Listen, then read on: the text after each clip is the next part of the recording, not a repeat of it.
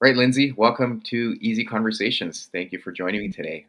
Thanks for having me. I'm Yeah, delighted to be here. no, that's great. We've been able to chat, so we did touch on a few things, and I think one of the things we really connected on was IFS, and I Mm. know you're doing EMDR, so also training for that. So I think that's great work in the therapeutic standpoint. I've had personal experience with EMDR, and it really did wonders for me. But even on the IFS part, I think the key themes that we talked about was just not being able to accept a lot of these internal narratives and conflict we tend to experience. And that can really be difficult for people to manage and do their own healing. But Mm. I know we're going to get into all of that. So before we do, I do want to give you an opportunity to share with the listeners a little bit about yourself and what's brought you here today. Mm. I think really at the end of the day, what brings me here is that I'm relentlessly interested in how we make meaning Mm, out of these experiences we're having in the human experience, mm, and how that meaning making process really impacts the trajectory or multiple trajectories that we're on. I'm so deeply interested in that for myself, for other people, and the potential for us to shape our own trajectories by becoming more and more aware of those storylines and those meaning making processes that we don't even notice that we have a lot of the time. Yeah. Or we can, I don't know, there's this world in which we can point to it, mm. but almost the pointing to it makes it hide more. We think we're aware. It's like self deprecation, right? You can be self-deprecating, and that's like a way of showing awareness of something, but it can also mask Yeah. the next level of that thing, right? Hmm. You think you see it, but do you see it? How Yeah. much of it do you see? Yeah. And I'm very interested in that for myself as well as for other people, because it really has tremendous implications and power Mm, for how we see these pathways that we're on, and whether we believe that we have influence on those or control of those or some ability to shape it. mm-hmm. So I think I'm here because that to me is so relentlessly powerful in people's lives, including my own. Mm, I've never seen it not be important. hmm. Yeah, no, I appreciate that. It's interesting because I've been extremely grateful to be able to do this podcast, and so many people come on here and we're able to talk about meaning. And that's something I Mm, reflect on quite a bit because that's been monumental in my ability to go through life and have the experiences I've had and find meaning in those. But then on the clinical side, when I'm working with clients, and I've experienced this on a personal level too, is when you're in it, it's so hard, right? You're just trying to swim and just manage on a day to day basis. But over the years, as I've navigated different situations, I've been able to have this level of humility and understanding that, okay, I don't need to have all the answers right now. I can just slow it down a little bit, take it one day at a time, and it makes it a bit easier. But I'm curious from your perspective, because as you shared, that is part of the human experience. But is it important to make sense of the meaning in the moment, or is it something you understand later on as you've gone through the situation? And for me, I think mm, the mm. more I'm able to sit with it and see, okay, I don't know what's going to come out of this, but there is something I can do with this. And it makes it a little bit easier. And obviously, in the past, when I did get through something, I'm like, wow, like this has definitely transformed me as a person. That's so interesting. I love thinking about that. And I think I would say yes to all of the above. Hmm. We're meaning making creatures. Yeah. And of course, there's this sense of urgency naturally when things are happening to understand. Hmm. There's a real relief in having some sense of understanding, Yeah. some ability to conceptualize this bigger picture of where these things slot in Mhm. and what it all means. And I think we could say that we're going to make meaning out of things as soon as it happens. That's a process that just goes and goes. And also, with time and space and reflection and perspective, that meaning is probably going to evolve Mhm. and or have additional layers added on.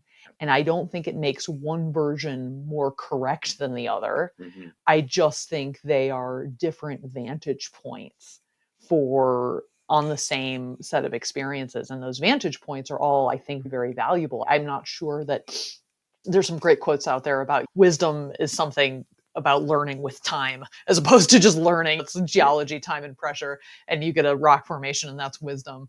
And I think there's real truth to that.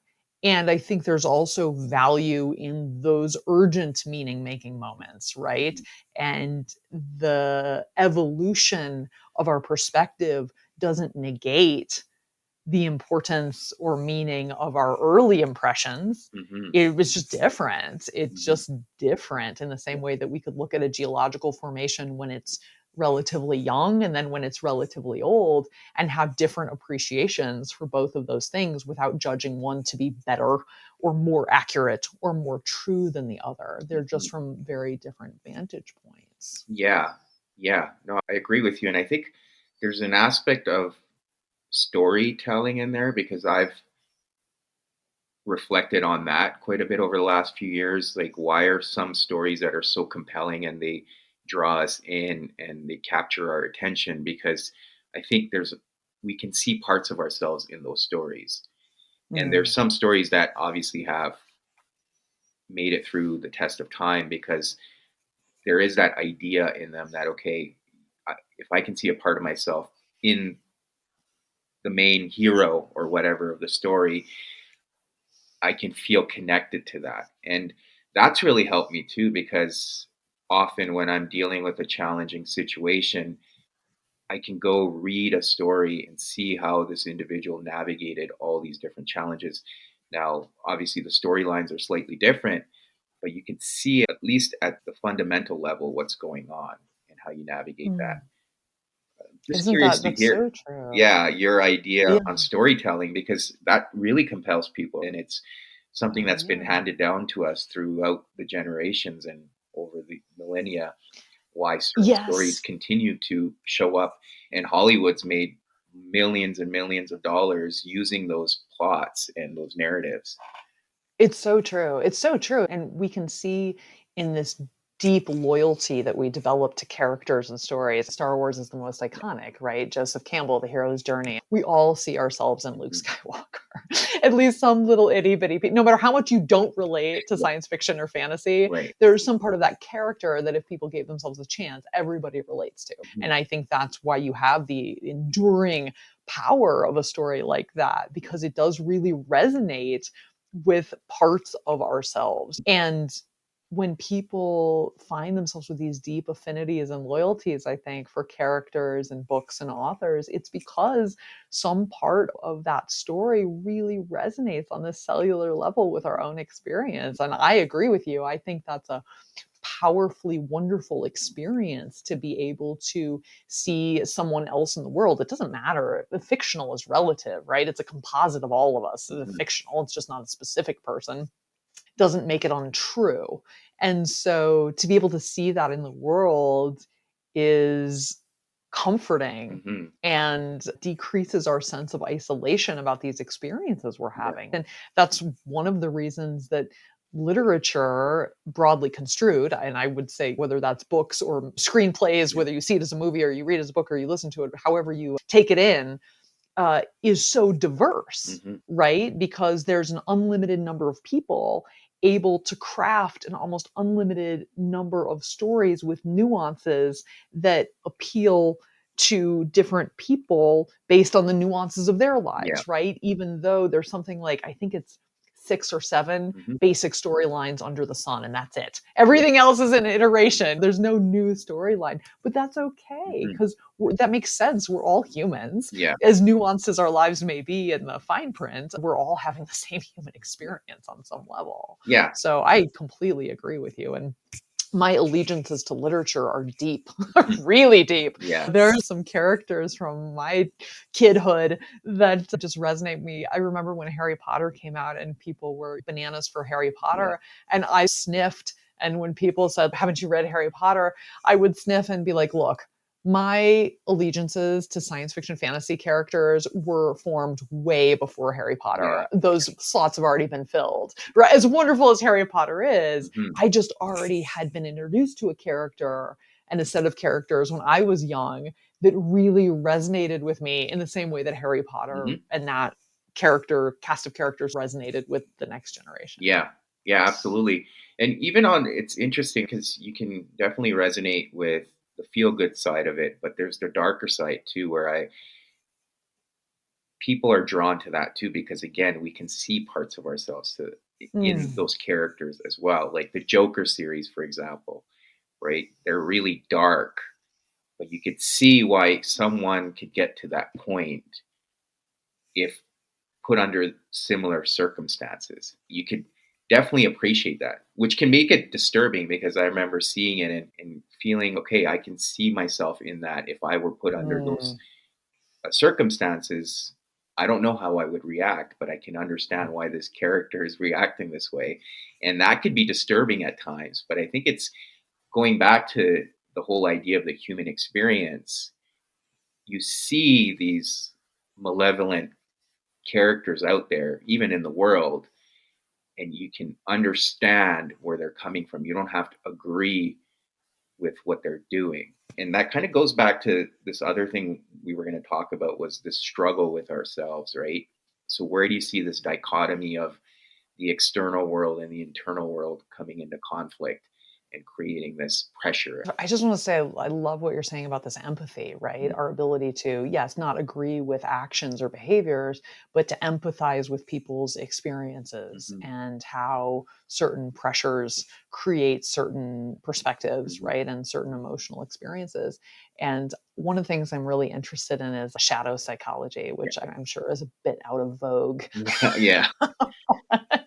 But for those who aren't familiar, shadow psychology really is great. Talks about how we all exist in these, I don't want to say binary parts, but there are parts of ourselves that we judge based on social constructs and cultural norms to be unacceptable. And we shove those things down and judge them to be bad and shameful and embarrassing and these sorts of things. And a lot of the greatest literary characters spring from that idea when we talk about Jekyll and Hyde, Yeah. right? Mr. Hyde represents all of the things that are unacceptable in Jekyll cultured elite society that he moves in. And I don't want to get out of my lane here, but Yeah. for those who are interested in this, Gothic literature has a lot to offer. The Gothic is basically a caricature of these parts of ourselves that we deem to be unacceptable. And Mm-hmm. it's really fascinating if you're interested in shadow psychology and Gothic literature go hand in hand if you're Mm-hmm. interested in kind of that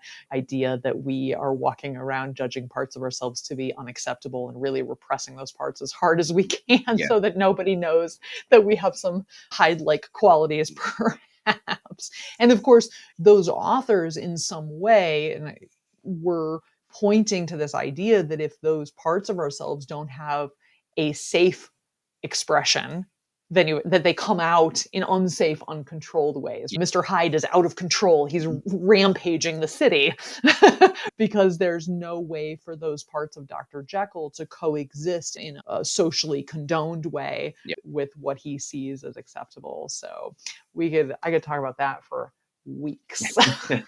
Yeah. Go ahead. No, I was just going to add to that because we did touch on it briefly, so it might be worth exploring further in terms of the internal family systems IFS work. A lot of the times, these parts are also serving a purpose, right? They don't necessarily need Mm. to be dispensed with. If we're experiencing trauma early on, and this is where the empathy side can help, as we were talking about earlier, where you could see someone and have an appreciation for what they may have gone through or what they're going through and the response they're deciding they've chosen. Again, we don't have to agree with it, but there is that, again, the internal conflict, and these parts within us are there for a reason, right? When you talk about Yes. some of the lingo in IFS, whether it's exiles or firefighters or managers, they're all serving a purpose. And I think it's for the individual themselves to figure that out at some point, whether it's through therapy or other modalities, to have acceptance and recognize what's going on and let that internal self come to the forefront and have. Yeah, I agree. And I think there's a really important distinction that you and I we're pointing to Mhm, here, which is being aware of, naming, mhm, empathizing with is not condoning. mhm. So we can say that, hey, there's a part of me, right? In IFS, when broadly construed as parts, Yes. there's a part of me that when situation X, then Y, Yes. that part reacts, is very reactionary in this way. Mhm, And we could take a sort of simple example and say, oh, there's a part of me when that part of me feels critiqued, becomes very reactionary and explodes. And we can differentiate between saying, oh, that's understandable. There's fear there. There's a history of consequences that have led to this sort of maladaptive reactionary behavior without saying, and yes, it's okay that you explode because it's understandable, mhm. right? We can say something is understandable and empathizable and be sympathetic and empathetic to the origin point without signing off on the behavior, right? Yeah. This is two very different things. But Mhm, I think what happens for so many people is that when we get upset about our own behavior, right? We judge our behavior as bad, and it may be whatever bad means to you, broadly construed. We judge that behavior, and then we're afraid that being empathetic towards the part of ourselves that created that behavior sounds like condoning the behavior that we don't want to say we're condoning, right? We're going mhm. like, no, I know I shouldn't react that way. I know that's bad. I'm not trying to say it's okay. Okay. Yeah. Okay. There's two different questions Right. is what is the behavior? What is the way in which that is showing up in the real world Mhm. versus being relentlessly curious and Yes. non-judgmental and empathetic Right. to yes, behavior not good, but place behavior is coming from. Let's be curious and empathetic about that, Mhm. right? Both of those things can coexist. And I think people get really nervous about appearing too empathetic to their own bad behavior. Right. They're not trying. I'm not asking for a free pass. Okay, good, fine. We can have both of these conversations. We can hold in one hand the behavior being not optimal, suboptimal, one of a number of labels we could put on that, and also being empathetic to the origin points Yes. of that behavior, because it's only through that empathy that we can get really curious Mhm. about how this is happening Yeah. and then intervene in some other way. Mm. Yeah. And going back to having that curiosity around the behavior, I just want to circle back again on that external piece that we've talked about. And the best way I can relate to is when I was younger, I wasn't really connected to myself. So there's a lot of shame that I was internalizing that was going on around me, whether it was cultural or social. And my response was to push back and rebel, right? And I think a lot of people have experienced that in their younger years. But for me, then it came that shifted when I had this level of acceptance for myself and I was able to stay connected and feel grounded.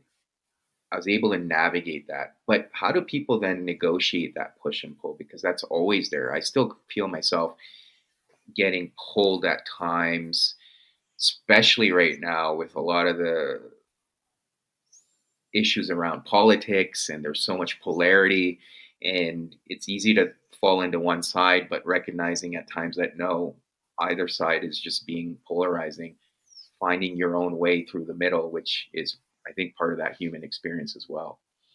Mm. I agree. And I think it's a moving target Yeah. and it's difficult.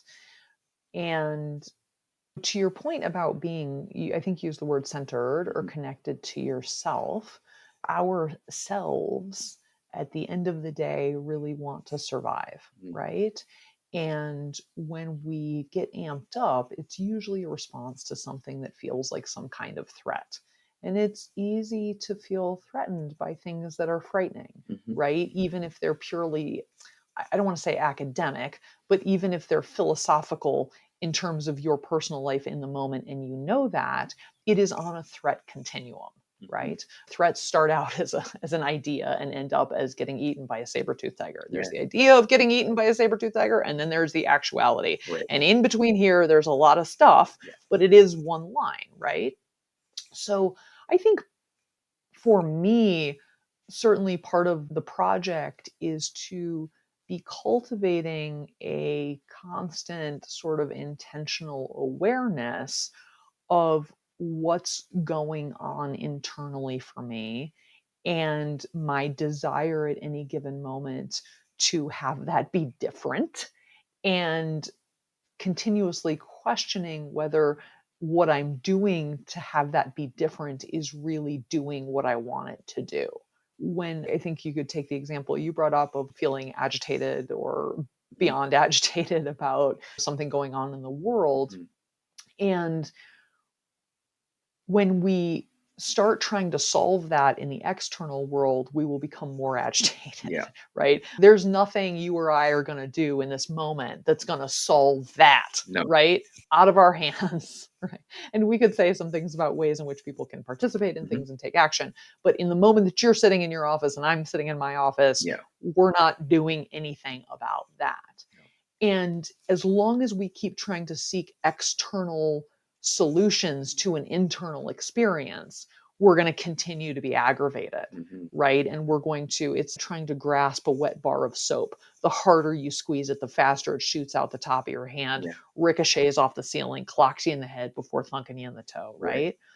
So I think for me, part of the process is to cultivate the ability to resist being distracted by the external locus of the thing Mhm. and instead find an internal solution Yeah. or an internal way of soothing myself. Because the externalized, and I'm not saying withdraw from being active in the world, I'm simply saying that action in the world cannot be the thing that soothes you, Mhm. because you're probably not going to get the results in a timely fashion Yeah. that would create that sense for you. And this is something that I think the ACT folks have a lot to say about, right? When we talk about values based action, right? And having the expectation that values based actions are soothing and fulfilling because they reflect your values, not because you get result QRP. Mhm. That we have to be, that it is constructive to be living in alignment with our values, to be taking values based actions all the time, and to understand that is as close as we can get Mhm. a lot of the time to solving things in the external world, Mhm. which we mostly cannot do. Yes. Yeah. Yeah. And when you're talking about ACT, you're talking about acceptance and commitment therapy. Yeah. Yeah. Okay. And again, I agree with you. I think it comes back to this ability to remain grounded. Otherwise, you'll get pushed and pulled in different directions. And that's, I think, part of the journey too. I think it can get difficult for people often to figure that out at times, especially if there's so much information coming at you. And to your point, I think if you're able to have that internal focus and do the healing work that's needed for your own growth, you can then influence the external world. And I think Mm. people tend to do it the opposite way, Mm. and that's where a lot of that friction happens. But you could remain grounded and do your internal work. And I think there's the whole idea of consciousness too. If you're able to raise your own consciousness, then you're having an influence, at least within your immediate surroundings, if not on a larger scale. And we lose sight of that sometimes. And I think that's something else we were going to talk about was this notion of, and I feel like it's overused now, but imposter syndrome. But you can talk Mm. about internal doubts and fears around your own capabilities and the type of belief you Mm. have in yourself. People lose sight of that as well at times. And I Yeah. can appreciate that because that is something I struggle with too at times, questioning the fact that, do I really know what I'm doing here? Or am I losing my mind because everyone else seems to be doing things differently and I look at it from a completely different lens. So, what's going on here? I don't have this confirmation bias or groupthink bias playing in at times, and that can be often unnerving. Amen. Yes, I agree. And also, to go back a second to one of your previous Mhm. things you just mentioned, we are, at least I'm going to say in North America. I Yeah. don't want to make too many bold statements Yeah. here, but I feel comfortable saying North America. And I'm going to definitely say the US of A. We are inundated with a culture and almost nonstop cultural messages that the solution, capital T, capital S, is external, Mm. because that's how people sell you things. Hmm. Yeah. Is by messaging you that you are having an experience, you want to not have that experience, you want to have a different experience, buy this. And the degree to which we are absolutely submerged in that idea, it's so insidious. Hmm. It's unbelievable how enveloping it is. It's like air at this point, right? Right. You don't even think about the fact that you're breathing air and how surrounded you are by air. Yeah. I would say the same thing about these messages about external solutions to internal difficulties or internal experiences. Hmm. Don't like the way you feel? You probably need to upgrade something. Yeah. Don't like the way you feel? You probably need to go to a retreat. Don't like the way it just commodity after commodity, and we've commoditized just about everything. Hmm. And I am very empathetic, both for myself and everybody else, to the fact that it's really hard to maintain any focus on our internal sort of processes and abilities, because we are absolutely breathing this air that tells us that's not where the solution is, that Hmm. the solution is somewhere where you can click on a add to basket button, and that's the solution for everything Hmm. under the sun. Yeah.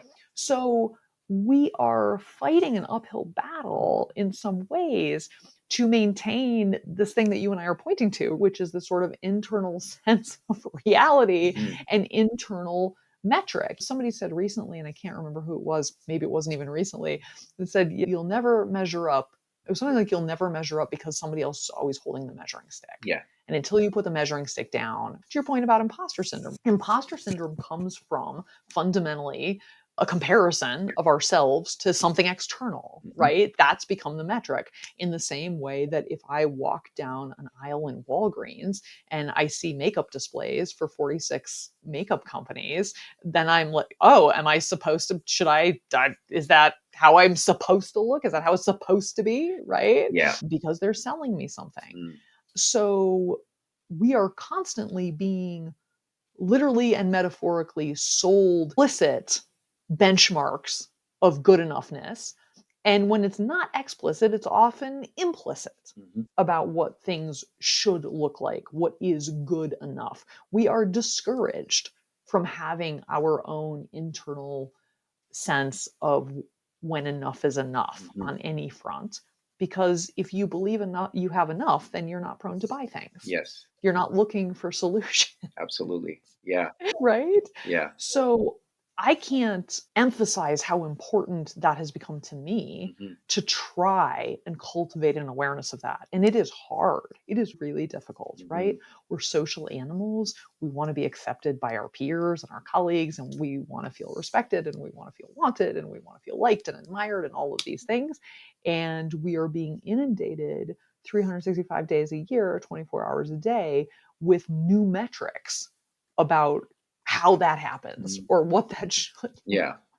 For sure. like. Yeah, it's rough. Yeah. It's rough out there Yeah. to not have imposter syndrome on some front. Mm. And I think also most halfway self-aware people also say to themselves, like, I don't want to be arrogant, I don't want to be stuck on, I think I'm great, so that's good enough. Yeah. People are trying to find this balance of a reasonable reality testing about their competencies or their capabilities without becoming a hostage to these external metrics that are swirling around us and this incredible moving target. Yeah. That's hard work. That's really hard work in this Yes. culture. Yes.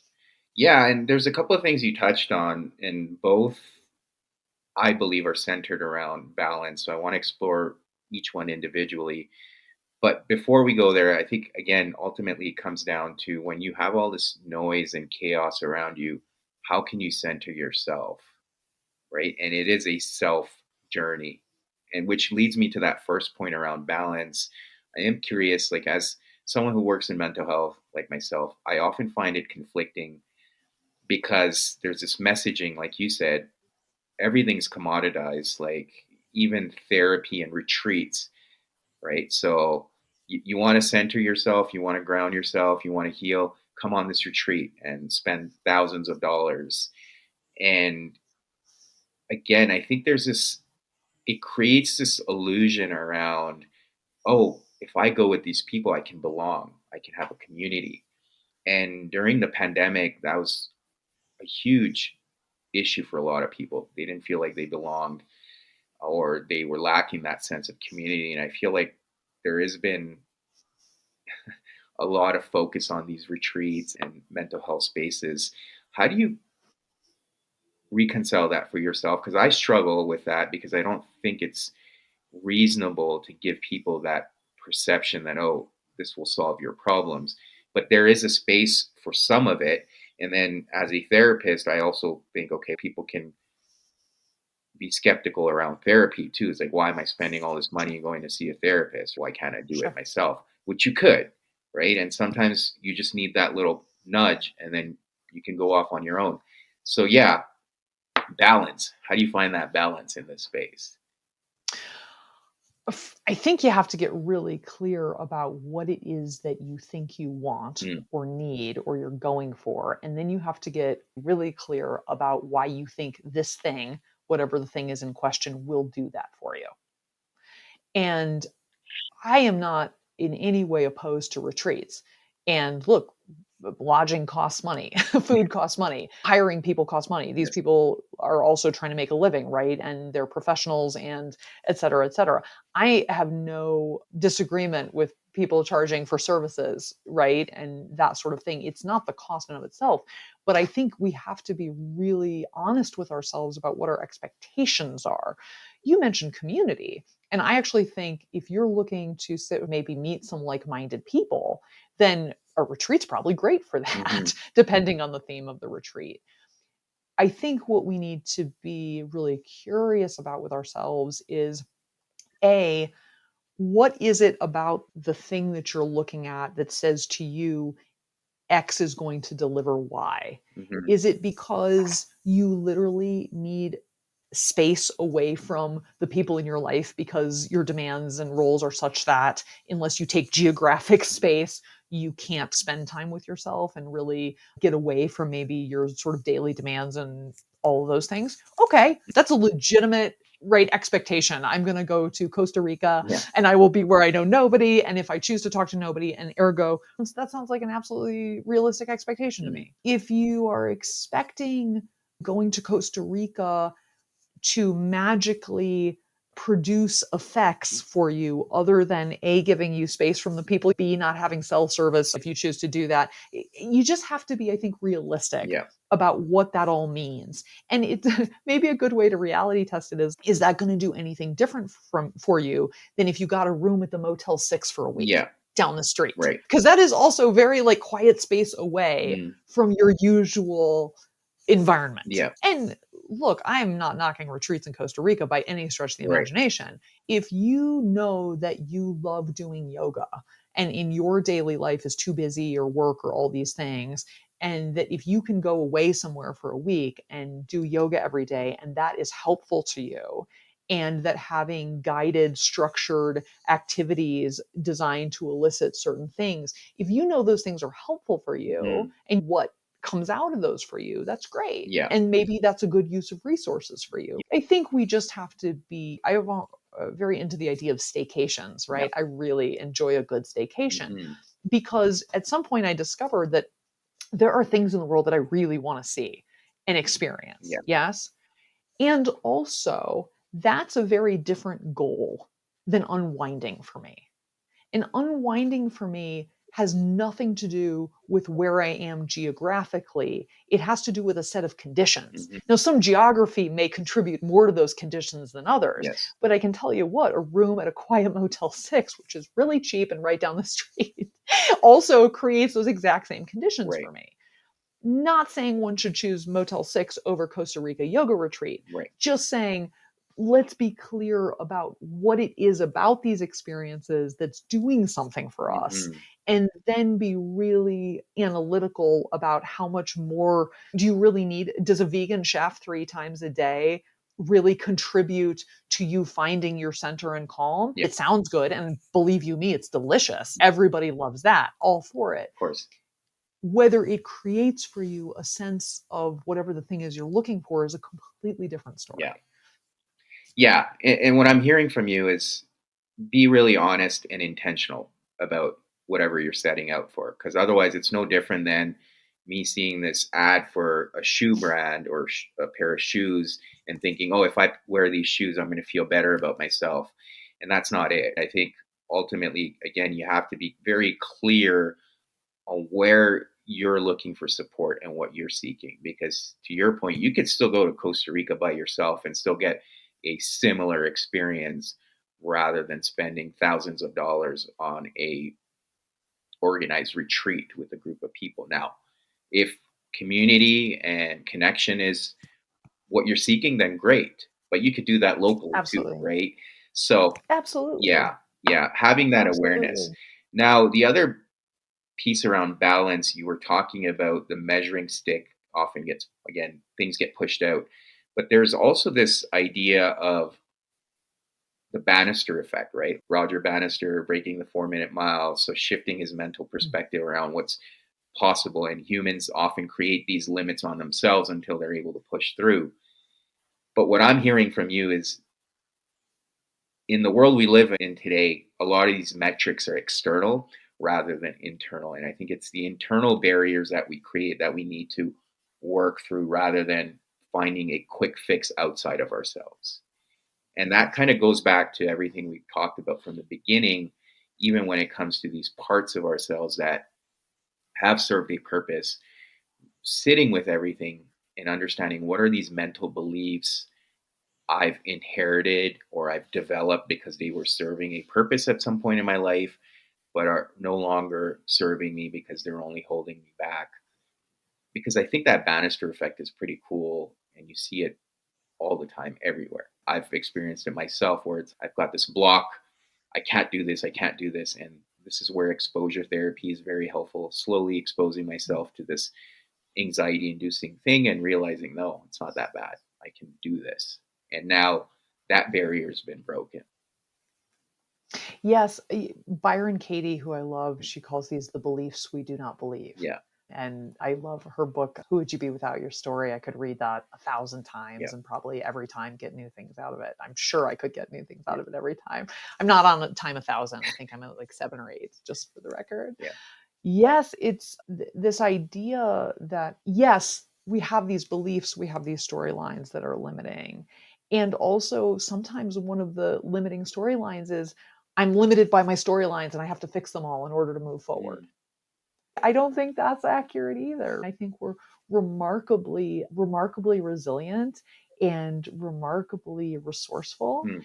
And I think the idea, one of the things I love about IFS is that it dispenses with the idea that these parts need to be fixed or Mm. that there's something wrong with them. IFS at its core, I believe, is really directing us to love on those parts and to have tremendous compassion and respect and even gratitude for those parts for what they did for us at a different time and place. Yes. Mm-hmm. And you mentioned a minute back or so ago, and then I went somewhere else about internal struggle. Mm. To me, the greatest internal struggle is when we are just like Dr. Jekyll hating on Hyde. Mm. Right? And we're rejecting these parts of ourselves and going, oh, you're embarrassing me. Oh, you're ruining my life. Yeah. I can't stand you. Mm. To these parts of ourselves. And that's a kind of violence Mm-hmm. towards ourselves. And not just towards ourselves, but towards parts of ourselves that were forged in the fires of experience for a very good reason. Mm-hmm. Yeah.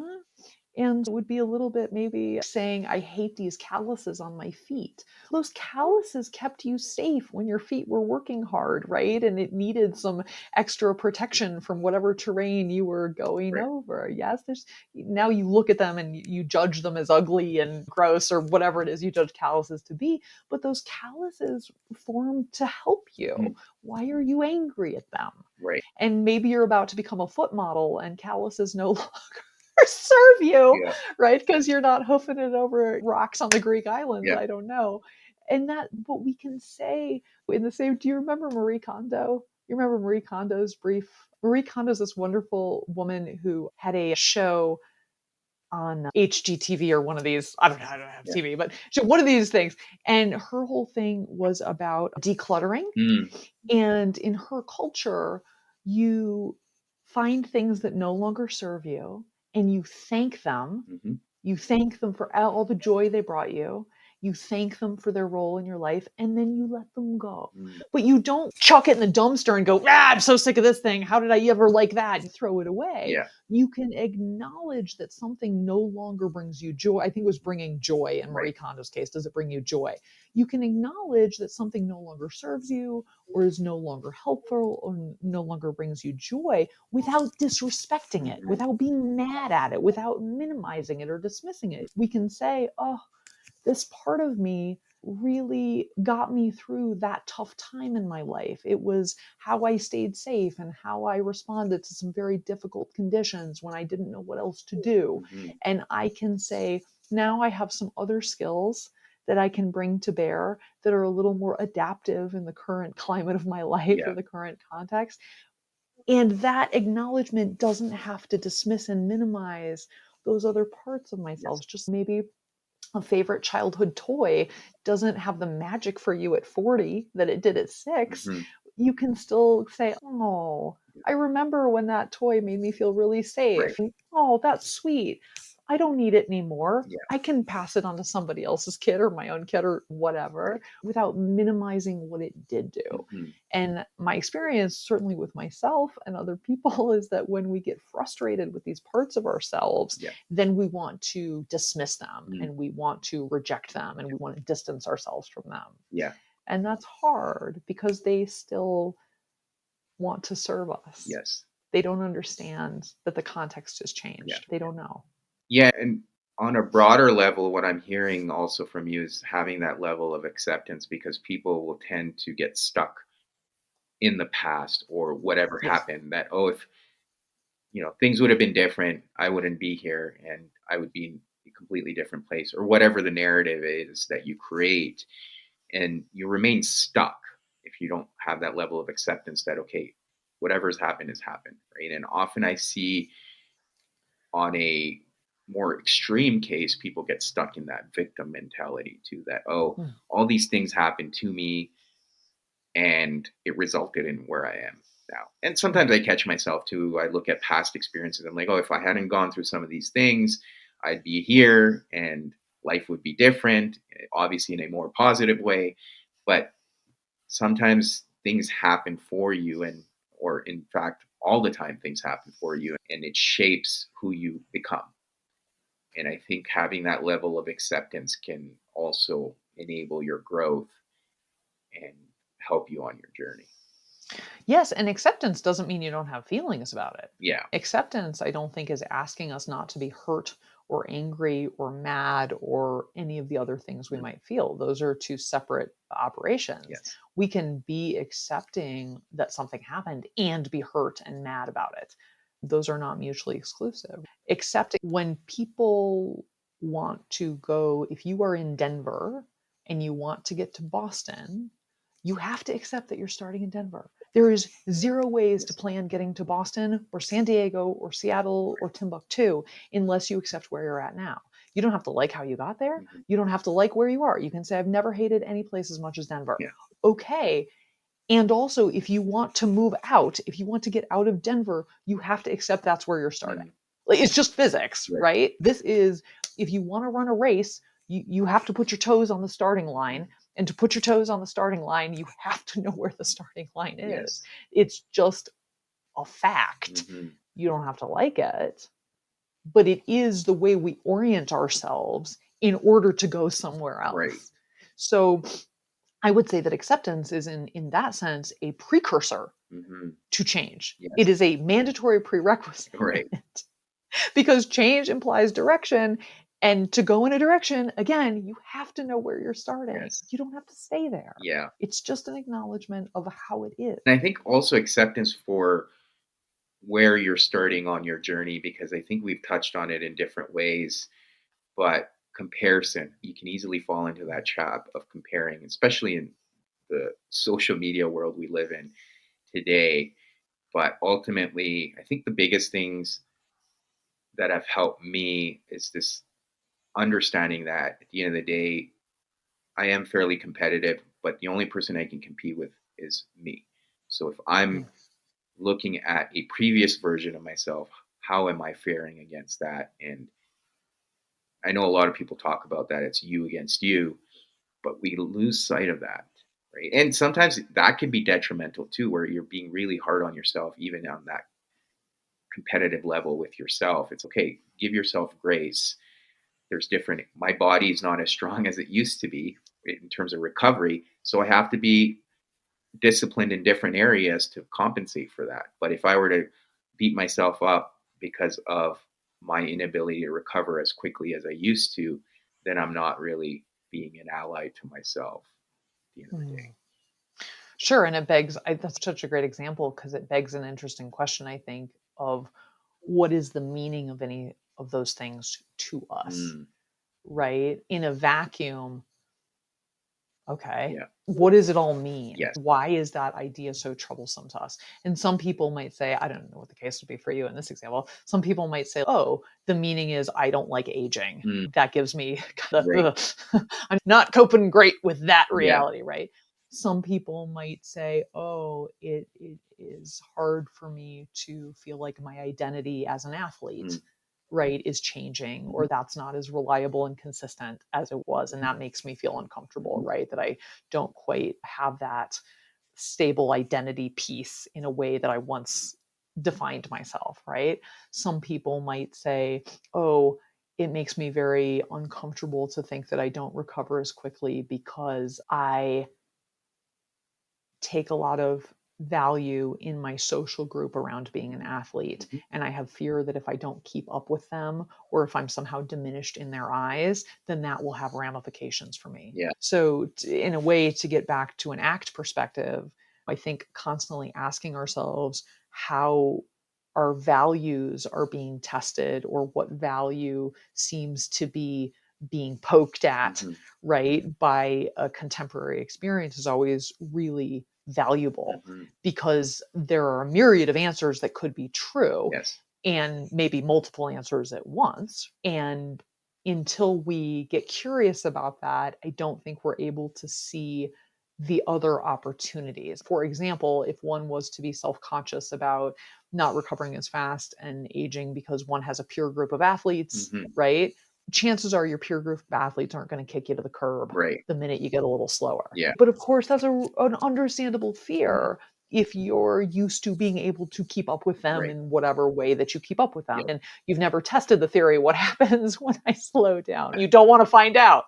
And of course, that's a very frightening prospect. It Mhm. gives, I think about that and I'm like, oh, I don't like that at all. And we don't pause long enough though to have that conversation with ourselves, and instead we're like, I better just keep pumping iron and stay up to speed, right? Because I can't find out what's there. Mm, And I suppose for the adventurous, there's maybe some real value in being curious about what does happen, mm, right? Is my relationship with these folks purely contingent on my ability to right.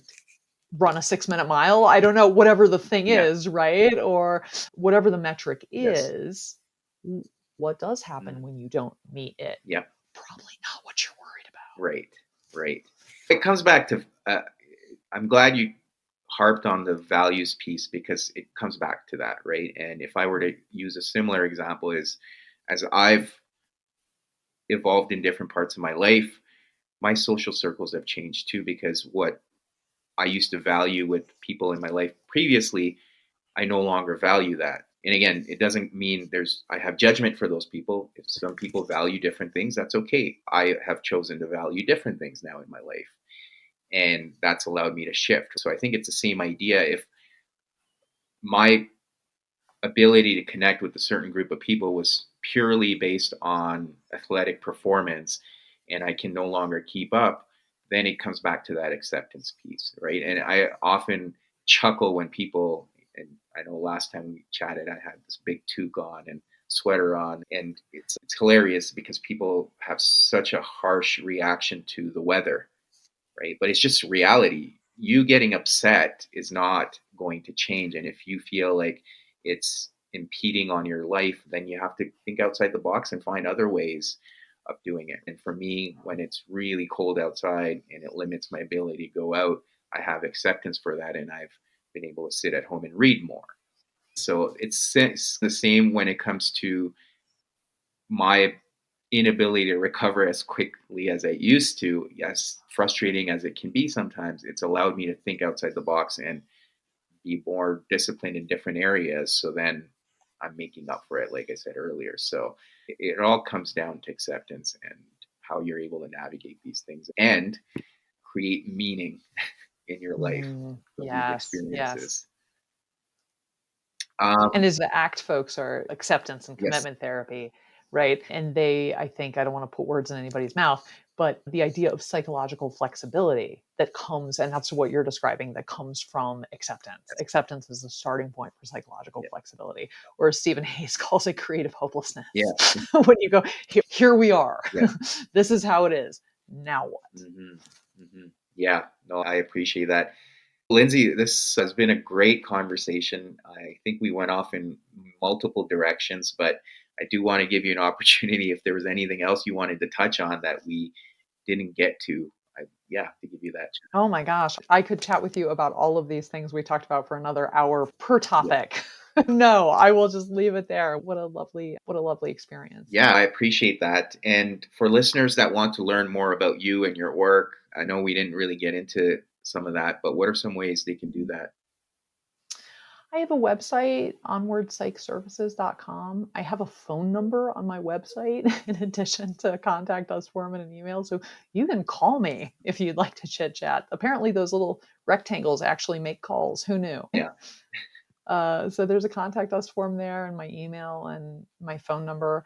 And I'm on Instagram every Wednesday. I put out a practical tactical coping skill video. That's my favorite. They're tons of fun for me yeah. to make, and I love sharing them with people. And I love hearing people's feedback. So Instagram and LinkedIn and my website are the best ways to get a hold of me. Great. We'll put all of that in the show notes. But thank you again, Lindsay. This was a pleasure having you on and having this conversation. Thank you. It was my absolute pleasure.